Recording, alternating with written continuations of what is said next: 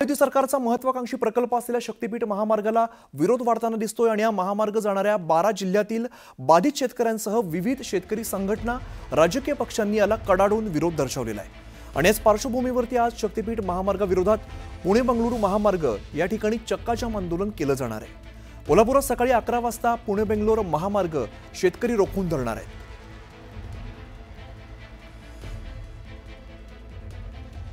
तर आपण बघतोय महायुती सरकारचा खरं तर महत्त्वाकांक्षी असा प्रकल्प आहे शक्तीपीठ महामार्ग, याला विरोध चांगलाच वाढताना दिसतोय।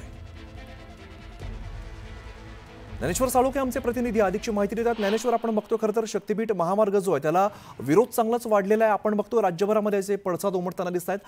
आज खरं तर रास्ता रोको आंदोलन पार पडते, नेमकं हे आंदोलन कसं असणार आहे?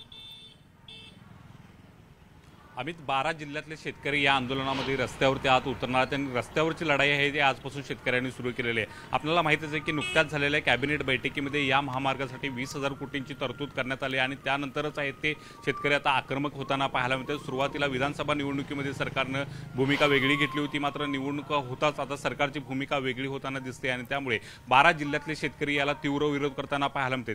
खरं तर महायुतीचा हा महत्त्वाकांक्षी असा प्रकल्प आहे। नागपूर ते गोवा हा महामार्ग आहे तो या निमित्तानं शक्तीपीठच्या रूपानं महायुती सरकार आहे ते करणार आहे। सुमारे 802 किलोमीटर लांबीचा हा महामार्ग 19 देवस्थानांना जोडणारा आणि जवळपास 9,000 हेक्टर आहे ते शेतजमीन त्यासाठी भूसंपादन करावी लागणार आहे। त्यामुळे सुपीक असलेली ही जमीन या महामार्गामध्ये जाणार असल्यामुळे शेतकऱ्यांनी याला कडाडून विरोध आहे ते दर्शवलेला आहे आणि आजपासून रस्त्यावरची लढाई आहे ती सुरू करण्यात आलेली आहे। 12ही जिल्ह्यातले शेतकरी आहेत ते आज रस्त्यावरच्या आंदोलनामध्ये या सहभागी होणार आहेत आणि कोल्हापूरमध्ये पाहायला गेलं तर सतेज पाटील, राजू शेट्टी हे सुद्धा या आंदोलनात सहभागी होत पुणे बेंगळुरू महामार्ग आहे ते रोखून धरणार आहेत आणि हा महामार्ग रद्द करावा अशा पद्धतीची मागणी आहे ते शेतकऱ्यांच्या वतीनं ते करणार आहेत। एकूणच पाहायला गेलं तर कोल्हापूरसह 12 जिल्ह्यातले शेतकरी या महामार्गाच्या पार्श्वभूमीवरती आक्रमक झाल्याचं पाहायला मिळते। कारण कोल्हापूर आणि सांगलीमध्ये प्रामुख्याने शेतकरी आहेत ते या महामार्गाला विरोध करताना दिसून येतात। कारण या ठिकाणी पाहायला गेलं तर हा महामार्ग भराव टाकून आहे तो पुढे जाणार आहे, मात्र हा भराव टाकला तर महापुराचा फटका आहे तो या महामार्गामुळे या सगळ्या जिल्ह्यांना बसणार आहे आणि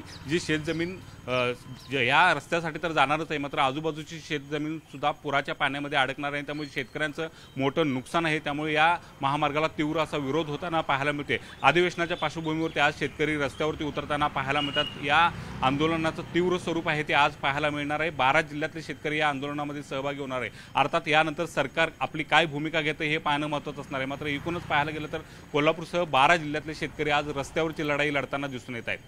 निश्चित ज्ञानेश्वर, आणि या संदर्भातले सगळे अपडेट्स वेळोवेळी तुमच्याकडून घेत राहू। तुर्तास धन्यवाद या सगळ्या सविस्तर माहितीसाठी।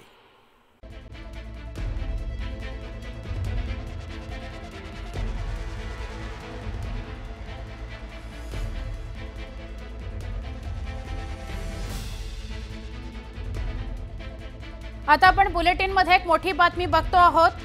प्लास्टर ऑफ पॅरिसच्या म्हणजे पीओपीच्या तयार केलेल्या मोठ्या आणि सार्वजनिक गणेशोत्सव मंडळांच्या मूर्ती विसर्जनाच्या मुद्द्याबाबत धोरणात्मक निर्णय घेण्याकरता आणखी 3 आठवड्यांची मुदत देण्याची मागणी राज्य सरकारने सोमवारी उच्च न्यायालयामध्ये केली। तथापि गणेशोत्सव ऑगस्ट अखेरीस असल्याने सरकारच्या या धोरणाची आम्हालाही पडताळणी करावी लागेल असं स्पष्ट करून मोठ्या आणि सार्वजनिक मूर्तीच्या विसर्जनाबाबतचं धोरण 23 जुलैपर्यंत सादर करण्याचे आदेश न्यायालयाने सरकारला दिले आहेत।